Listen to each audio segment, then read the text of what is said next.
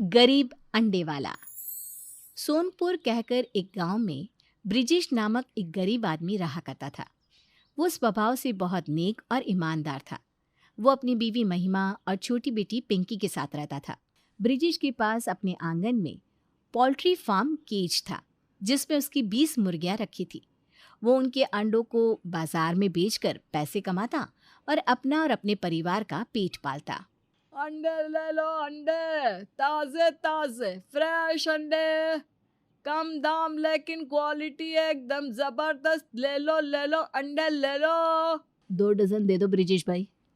और मुझे 3 डजन दे दो। तुम्हारे अंडे खाकर मेरे बेटे की तबीयत एकदम टकाटक हो गई। वाकई में मानना होगा, बड़े ही अच्छे से पालते हो तुम अपनी मुर्गियों को। जी धन्यवाद। ब्रिजेश के अंडों की खूब खरीदी होती। रविवार को तो उसके ठेले पर ग्राहकों की लंबी कतार लगी रहती। ब्रिजेश की खूब कमाई होती। ब्रिजेश अपनी मुर्गियों को शाम के समय केज से बाहर निकालता और उन्हें आंगन में छोड़ता, और वो उनके खान पान का भी बहुत अच्छे से ख्याल रखता। वो उन्हें अपने बच्चों की तरह ही पालता और स्नेह से उनकी देखरेख करता। मेरी प्यारी मुर्गियों, चलो चलो चलो, तुम सबके खाने का समय हो गया है। आपस में झगड़ा मत करना, सबको बराबर का हिस्सा मिलेगा। ब्रिजेश के इतना कहते ही सारी मुर्गियां उसके पास भागे दौड़े आती और वो उन्हें उनका खाना देता। सच में आप जिस तरह से इनका ख्याल रखते हैं, ये सब देखकर मन को बहुत खुशी मिलती है। दिन भर बेचारे इस केज में रहते हैं। हाँ पापा, इन्हें बस शाम का इंतजार रहता है कि कब हम इन्हें केज से बाहर निकालेंगे। देखो तो कितने प्यार से खा रहे हैं। अब हम और कर भी क्या सकते हैं पिंकी बेटी। इन्हें अगर मैं 24 घंटे बाहर ही रखूं तो कोई इन्हें चुरा कर ले जाएगा, इसलिए मैं नहीं छोड़ता इन्हें बाहर। सावधानी बरतना भी तो ज़रूरी है ना। हाँ ब्रिजेश जी, आप बिल्कुल सही कह रहे हैं। हमें हमारी मुर्गियाँ बहुत प्यारी हैं। ये हमारे परिवार का ही एक हिस्सा है। दिन ब दिन ब्रिजेश की खूब सफलता होती जा रही थी। उसी गांव में ब्रिजेश का सौतेला भाई मातरू रहता था और वो ऑमलेट बनाकर बेचता था। ब्रिजेश की बढ़ती तरक्की देख उसे बहुत जलन होती है और वो हर वक्त बस गुस्से से आग बुबला रहता है। उस घोचू ब्रिजेश के अंडे के ठेले पर इतने ग्राहकों की लाइन लगी रहती है, और मेरे ऑमलेट के ठेले पर तो एक प्रकार से लॉकडाउन ही लग गया है। एक कुत्ता तक 2 मिलाते हुए नहीं आता मेरे ठेले पर। मुश्किल से बोनी होती है। नहीं नहीं, मैं यूं शांत नहीं बैठूंगा। मैं दूसरे गांव में जाकर ऑमलेट बेचूंगा, और अंडे भी। क्रूर मातरू रात के अंधेरे में शॉल ओढ़कर चुपके से ब्रिजेश के घर के आंगन में जाता है और सारी मुर्गियों को एक ट्रक में भरकर वहां से चला जाता है। अगली सुबह जब ब्रिजेश, महिमा और पिंकी उस पोल्ट्री केज को खाली देखते हैं, तब वो हैरान और दंग रह जाते हैं। अरे नहीं, ये क्या, मेरी मुर्गियाँ कहाँ चली गई? किसी ने उन्हें चुराया है लगता है।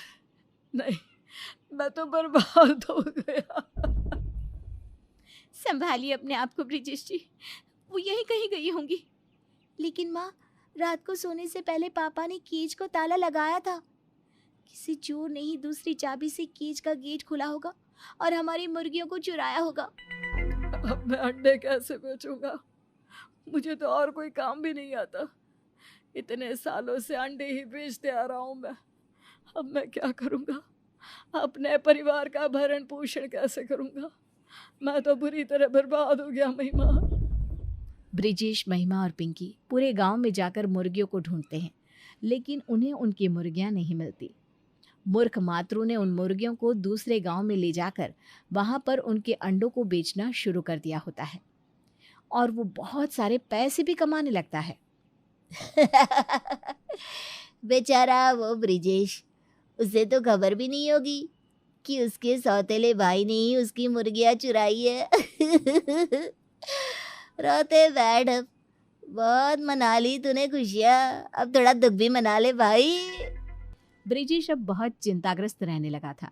वो गांव में कई जगहों पर जाकर नौकरी की तलाश करता है, लेकिन उसे कहीं भी नौकरी नहीं मिलती, क्योंकि उसने तो बस अंडे ही बेचे होते हैं और उसे किसी भी चीज़ का ज्ञान नहीं था।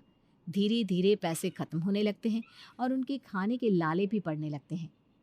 ब्रिजेश जी, घर में अन्न का एक निवाला तक नहीं बचा।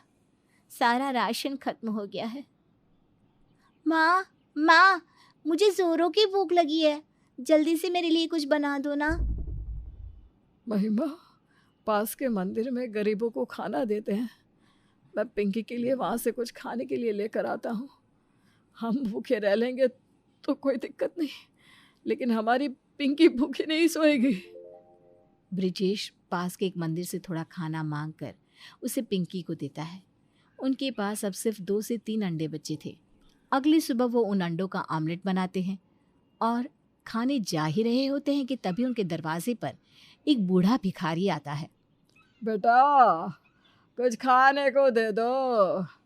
तुम्हारी खिड़की से खाने की खुशबू आ रही थी। मुझ भिखारी का पेट भर के तुम्हें बहुत पुण्य मिलेगा।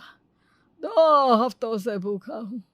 कचरे में पड़ा हुआ खाना खाया था तो बीमार पड़ गया। थोड़ा खाना दे दो बेटा, बहुत भला होगा तुम्हारा। ठीक है काका, आइए। महिमा, हम इस ऑमलेट को नहीं खाएंगे। हमने तो भी कल रात को थोड़ा खाना खाया था, लेकिन ये बूढ़े काका, इन्होंने तो 2 हफ्तों से कुछ नहीं खाया। आइए काका, अंदर आइए। नहीं बेटा, मेरे फटे पुराने कपड़े हैं, हालत भी बहुत बुरी है। मुझे द्वार पर ही दे दो, खामखा तुम्हारी फर्श गंदी हो जाएगी। नहीं काका, ऐसा कुछ नहीं है। आप अंदर आइए, मैं आपके पैरों को धो देती हूँ। ब्रिजेश और महिमा उस बूढ़े भिखारी से बहुत अच्छे से पेश आते हैं। वो पेट भरकर ऑमलेट खाता है और फिर वहाँ से चला जाता है। उसके जाने के बाद पिंकी देखती है कि उनके घर पर उस भिखारी ने एक संदूक छोड़ा है। माँ पापा, ये देखो, ये संदूक, वो बूढ़े काका, उन्होंने ही इस संदूक को यहाँ रखा है। लेकिन ऐसे कैसे हो सकता है? जब वो आए थे तब उनके हाथ में लाठी के सिवाय और कुछ नहीं था। एक मिनट, मैं इस संदूक को खोल कर देखता हूँ। ब्रिजेश जब उस संदूक को खोलता है तो उसमें 3 सोने के बड़े बड़े अंडे होते हैं और कुछ पैसे भी। ये देखकर तीनों की आंखें फटी की फटी रह जाती है। ये क्या? इस संदूक में ये सोने के अंडे और इतने सारे नोटों का बंडल। हे भगवान, लेकिन ये यहाँ पर कैसे? ये सब क्या हो रहा है? तभी हवाएं तेज हो जाती हैं और उन तीनों को उस बूढ़े भिखारी की आवाज सुनाई देती है। ब्रिजेश, यह संदूक मैंने ही तुम्हारे घर पर रखा है। मैं एक फरिश्ता हूँ और मुश्किल में फंसे गरीबों की मदद करना मेरा परम धर्म है। मैंने एक भिखारी का रूप लेकर तुम्हारे मन को परखा और तुमने फिर से अपने नेक और ईमानदार स्वभाव को और अपनी अच्छाई को साबित कर दिया।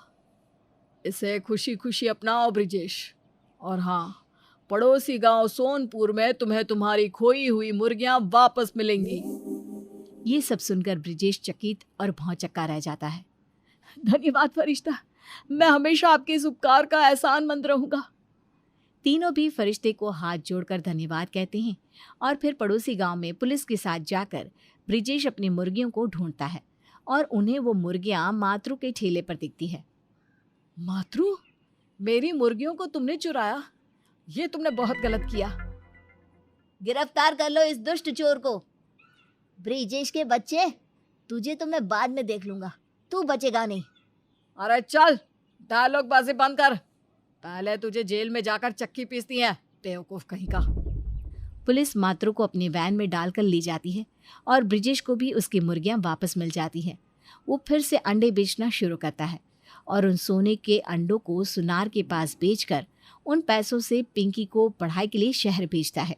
अपने लिए एक बड़ा बंगला खरीदता है, अपनी मुर्गियों के लिए भी उस बंगले में एक खुला कमरा बनवाता है और तो और गरीबों के लिए एक आश्रम भी बनवाता है। इस तरह उसकी खूब तरक्की होती है।